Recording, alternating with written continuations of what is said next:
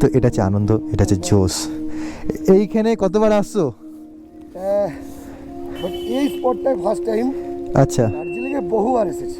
আর এই স্পটে এসে কেমন লাগছে? আমার তো একদম মানে সিরিয়াসলি একটা কথা বলতে চাইছি আমি, সুন্দরবনে গেলে মানুষ যেমন ভাগ্যে থাকলে ভাগ্য দেখতে পায়, একদম। তো দার্জিলিংয়ে এলে তোমার যদি ভাগ্য ভালো হয় তাহলে তুমি এরকমই দৃশ্য দেখতে পাবে।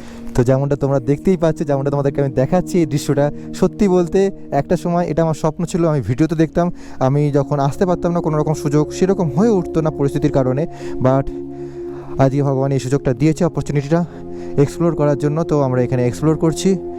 এই যে ভিউটা, এইটা কিন্তু কোটি টাকা দিলেও তোমরা পাবে না। এই ভিউটা পেতে গেলে তোমাদেরকে বাইক চালিয়ে আসতে হবে, তবে এই ভিউটা পাবে। আর যারা ট্রাভেল এজেন্সি বলো বা ভাড়া করে আসবে, এই রকম সব স্পট কিন্তু নাও দেখাতে পারে, সব জায়গায় নাও দাঁড়াতে পারে।